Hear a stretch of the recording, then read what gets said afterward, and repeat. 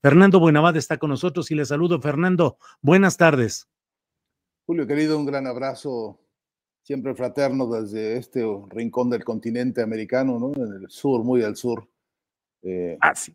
en días cálidos. Así que con esa calidez también un abrazo para ti y toda la audiencia de Astillero. Fernando, muchas gracias. Fernando, cuando la presidenta habló de la importancia de cambiar incluso la vocal final en el término presidente-presidenta, entre otras cosas se dijo que lo que no se habla no existe, lo que no se menciona, lo que no se designa, puede ser que no exista, al menos en términos políticos, sociales. Eh, ¿Qué implica? ¿Qué significa lo que algunas personas ven incluso con ligereza? Dicen, bueno, si Donald Trump quiere cambiarle el nombre al Golfo de México y nombrarlo Golfo de América, bueno, pues ¿qué pasa, hombre? Es un cambio de nombre y se acabó. ¿Qué hay detrás de todo esto, Fernando? Pues mira, Julio, hay una vieja tradición conservadora en la filosofía que, que insiste en que aquel que nomina, domina. Repito, el que nomina las cosas, el que las bautiza, las domina por el hecho de eso, de nombrarlas, como si la palabra tuviera este carácter creador, mágico, omnipotente. Bueno, de hecho hay interpretaciones bíblicas que dicen que Dios ha sido creador de todo lo que existe en función de nominarlos, de la palabra. En muchos capítulos bíblicos incluso se acude a la referencia de es la palabra lo que realmente concita la fe, la pleitesía, la rendición pues de la vida humana, de la totalidad de las formas de existencia a la idea de un creador. Así que la ecuación creador y palabra, poder y palabra, no es nueva, tiene larga data. Y en todos los casos, ha aparecido esta ecuación como como una forma, como una fórmula de la disputa por el sentido. Porque en ningún caso es ingenuo el que alguien le ponga nombre a otra persona, a un objeto, a una circunstancia, a una época. En ningún caso eso ocurre por aparición mágica o por generación espontánea. Hay detrás siempre referencias, referentes, antecedentes y consecuencias, algunas veces más planificada que otra, pero siempre con la vocación de intervenir en un escenario de la construcción de los imaginarios para eso, para construirlos, para disputar el significado, para disputar el sentido y finalmente para establecer una preeminencia, una predominancia. ¿Por qué se llama así? Porque yo lo digo, porque a mí se me antoja, porque yo quiero, porque tengo el poder, porque tengo la lana, por lo que fuese, o por todo junto, y con eso yo soy triunfador en lo que yo defino como una guerra simbólica. Esto que está haciendo Trump es eso, una declaración de guerra simbólica en la que hay por lo menos tres grandes objetivos. El primero de todos es que él sabe muy bien, él y sus compinches saben muy bien que el Golfo de México es también una reserva petrolera muy importante, que en aguas profundas y en aguas someras ahí radican riquezas petroleras de gran significación y que también, según algunas voces autorizadas, hay otro tipo de riquezas, por supuesto, las de la pesca, por supuesto, las geopolíticas de la navegación de la zona, por supuesto, las que implican y significan posicionamientos específicamente de bases militares norteamericanas en la zona. Eso es, me parece, la primerísima instancia, razón de fondo de todo lo demás. Después está el hecho de que con la lógica del supremacismo se concibe un expansionismo geográfico, mejor dicho, geopolítico, en el cual ellos sienten como necesario la hegemonía, por supuesto, cultural, ideológica, política, simbólica, pero también hegemonía política y jurídica, porque En algunas de las hipótesis que yo he leído, hay un miedo muy grande que tiene Donald Trump por la circulación de barcos chinos en la región, incluso Ujú. barcos rusos. Y este es otro dato de geopolítica que yo por lo menos no dejo de lado en la lectura de por qué la locura esta de ponerle otro nombre al Golfo de México. ¿Qué intereses posibles de lo material y lo simbólico están en juego? Y luego está otra categoría que no es menor que las anteriores y es el disciplinamiento del conjunto internacional a los caprichos de la plutocracia, esta que se ha usurpado el poder en Estados Unidos, y que tiene que ver con aquí el que da la última palabra soy yo, y esa palabra será la palabra que yo decida para nominar la realidad, la historia y el futuro de una zona de tal envergadura, de tal importancia histórica, política, geopolítica, en la que hoy esa plutocracia en boca de este mafioso inmobiliario pretende sentar sus reales económicos, políticos y simbólicos. Esa es la valoración que yo estoy proponiendo que se haga de este capricho, que por cierto, además de que tiene, insisto, un carácter de jugada geopolítica, también contiene el placer morboso del capricho burgués, que es las cosas se llaman como a mí se me antoja, ¿no? Fernando, todo eso en medio de una característica de este momento político que es la capacidad de estridencia declarativa de Donald Trump. ¿Qué sucede, Fernando? Políticos en una escuela, digamos, clásica, solían cuidar sus palabras en el entendido de que entre menos hables, menos errores cometes. Pero ahora pareciera lo contrario. Ahora pareciera que la política y la actitud es disparar el mayor número de posibles errores para ver cuáles hacen chuza, cuáles tumban, cuáles derogan, cuáles impactan. Y pareciera pues que la capacidad de mentir, digo, pienso simplemente en un ejemplo más, esa capacidad de Donald Trump de decir que los recientemente deportados a Brasil, Colombia, México, eran criminales, mafiosos, jefes de cárteles, eran lo peor, la escoria, cuando se ha ido demostrando que no es así. Pero ¿qué sucede en este mundo actual, Fernando, con ese discurso? ¿Ha cambiado el discurso político o más o menos siempre ha sido así, de dado a esa capacidad de que el insulto o la redenominación de las cosas pueda tener resultados políticos concretos positivos para los que lo emiten? Pues, Julio, yo veo por lo menos dos definiciones, si me permites. Una es que eso no tiene ninguna cosa novedosa, porque lo que pasa es que antes ocurría puertas adentro.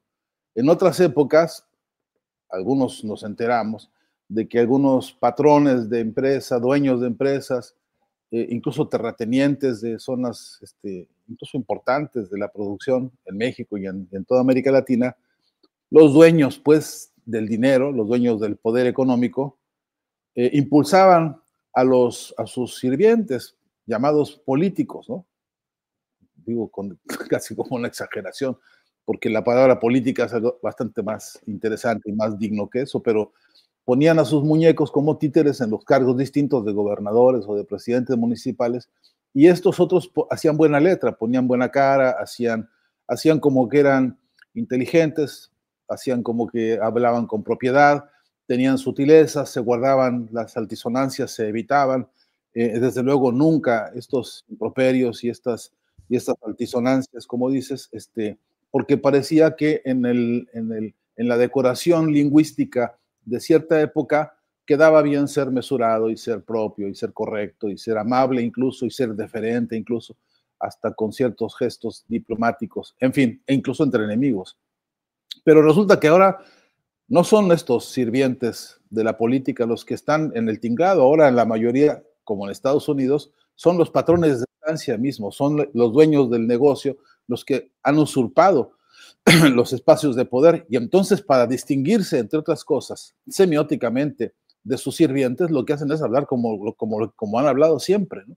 Como alguna vez me contaron, Julio, que en reuniones en las que se sentaba Gonzalo N. Santos en San Luis Potosí con algunos de los gobernadores o de los presidentes, era un insultadero brutal, ¿no? Y todos agachaban la cabeza ante los improperios, ante los atropellos léxicos de los patrones. Yo creo que esto es un giro importante que hay que reconocer, porque en algunos lugares, el caso, por ejemplo, de Milei, es un caso en el que, sin ser él justamente uno de los dueños empresarios que ha asumido, lo que sí ha entendido es que la escuela es esa. Él sigue la escuela de Donald Trump y él sigue la escuela de Bolsonaro, que también ellos entendieron que hay una lucha interburguesa muy fuerte entre los sectores de la, digamos, política medianamente ortodoxa o tradicional y los sectores de las plutocracias que hoy dijeron, pues realmente los únicos héroes, lo ha dicho Milei, de esta épica, de este momento, son los que producen, los dueños de las empresas, de las industrias. Entonces, ¿qué impide que de una vez y por todas el que está sentado en la silla de la empresa, en la silla directora, en la silla de dueño, pase a ser también el que dirija la vida política, la gestión gubernamental de un Estado? Pero eso conlleva también la herencia de esta conducta. El otro nivel, Julio, es que lo que hoy se llama posverdad, es decir, este momento en que ya no importa qué cosa es cierto y qué cosa es falso, ahora cuando importa que la verdad que se impone sea la verdad de la vociferación y del insulto, también eso se convirtió en espectáculo. Déjame decirte que creo que hay que está creciendo cada vez más entre los electores, entre las audiencias, entre los destinatarios de estos discursos, está creciendo un placer morboso por escuchar casi con expectación constante a ver con qué sandez va a aparecer el referente ante cámaras y micrófonos en las próximas horas. Ayer y antier en Argentina, Julio, por las cosas que dijo Milei en Davos contra la comunidad LGTB, hay una expectativa, te digo, morbosa en ciertos sectores. Se escucha en los corrillos, se escucha en las mesas de debate, en algunos programas televisivos, se escucha y cómo va a hacer Milei para que lo que ya dijo y ya desdijo ahora se ratifica y se rectifica y se profundiza en estos actos de provocación contra sectores a los que él culpa ahora mismo de la crisis cultural, económica y política de la Argentina. Acusa también al movimiento LGTB de todas las perversiones sabidas y por haber, pero también los acusa de ser zurdos de mierda, perdón por el vocabulario, pero estoy citando con comillas a pie de página, lo dicho textualmente por el que se supone que sería el representante de la política argentina, que por cierto supo tener alguna tradición de diplomacia y de envergadura intelectual de alguna época. Esto también es un síntoma de degradación, de declive en todas las categorías semánticas que venimos conociendo hasta por lo menos mi generación, y que coincide con lo que tú decías, de que los políticos eran aquellos del buen decir, mejor político era el que mejor vocabulario, mejor político era el que incluso se atrevía a citar alguna obra bibliográfica, hasta Peña Nieto, que ya de plano nunca pudo, ¿no? Pero sabíamos que López Portillo era capaz de, ¿no?, esgrimir un discurso, y todavía en ese tiempo, con la altisonancia de la demagogia de su tiempo, era capaz de recurrir a cierta ilustración para su discurso. Eso hoy no produce la rentabilidad porque carece del sustento morbo que hoy se volvió un espectáculo también. Fernando, aunque ya estamos en la parte final de esta plática que mucho te agradecemos, te quiero pedir que nos des alguna reflexión respecto al momento que estamos viviendo. Hoy es miércoles y en las primeras horas o minutos del próximo sábado se sabrá si Donald Trump, su administración, imponen aranceles a México específicamente. Pero hemos vivido también este episodio de Colombia, del presidente Petro resistiendo a toda esta pretensión de Trump en cuanto al envío de deportados con cadenas y en condiciones vejatorias, pero también del apabullamiento que se quiso hacer en medios convencionales, donde se quiso instalar la versión de que Trump había doblegado a Petro. Pero estamos en ese camino. ¿Cómo ves lo que nos espera a México de aquí al próximo sábado, por un lado? ¿Y cómo estás viendo la unidad latinoamericana o no ante este tipo de hechos? Bueno, muy sintético porque no hay mucho tiempo para desarrollarlo, pero uno, hay que agradecerle a Petro la cátedra de historia política que nos ha regalado con una actitud en la que se propuso y se dispuso a hablarle de tú a tú al imperio y decirle, no, compadre, no se va a poder, a los inmigrantes no se los trata como delincuentes, se los trata como lo que son.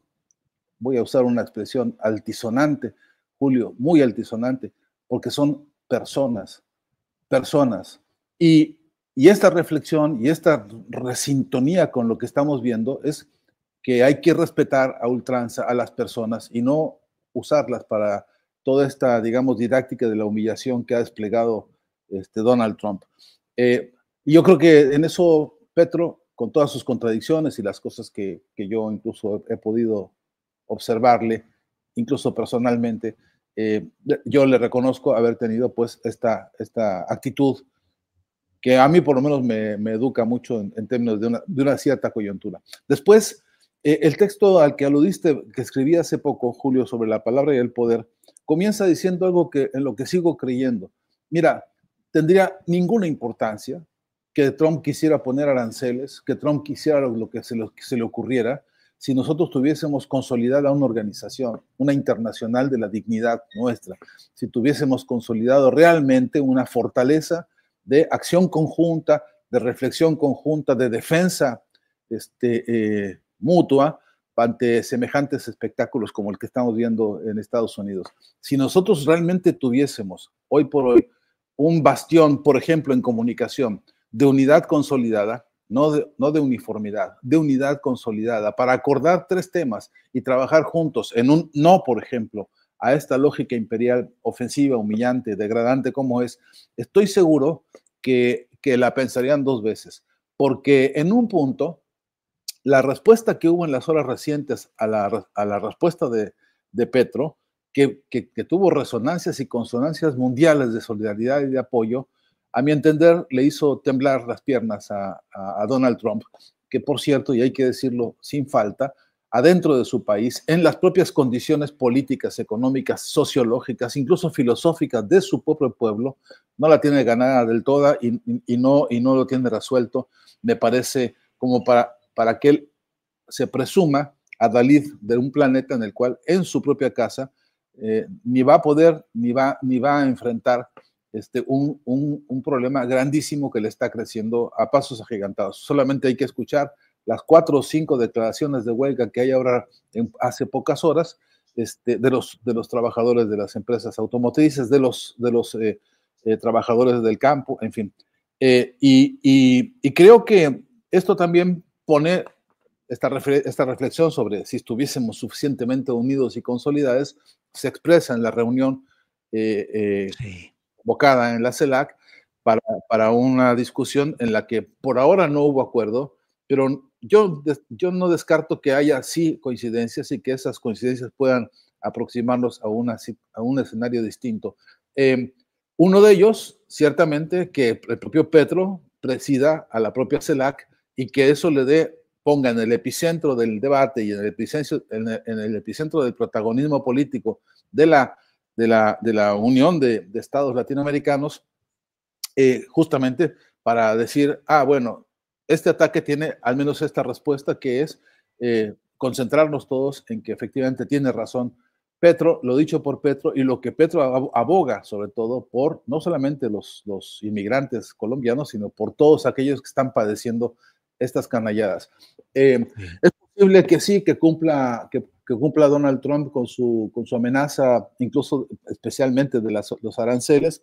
Es muy posible que se atreva, pero también es muy posible que primero lo piense muy bien y que en algún punto quizá lo frene, porque adentro de su propio esquema de gobierno, de sus propias huestes y de sus propios compadres, hay muchos que no están tan contentos con la idea. Hay unos a los que le están diciendo con alguna especie de altisoneancia de esa que ellos hablan puertas adentro, aguas, compadre, porque una cosa es que tú andes de exhibicionista por el mundo haciéndote pasar por este personaje mesiánico, salvador del mundo, y otra cosa es que nuestros negocios no se tocan. Claro. Fernando, pues la verdad, muchas gracias por esta posibilidad de platicar, de escucharte y de tener el contexto que nos permites, al que nos permites asomarnos. Así es que, como siempre, muy agradecido y seguimos en contacto. Gracias, Fernando. No, Julio, el agradecido soy yo, lo sabes muy bien, y además, pues toda vez que sea posible, cuenta conmigo. Hasta siempre. Gracias, hasta siempre, Fernando. Gracias.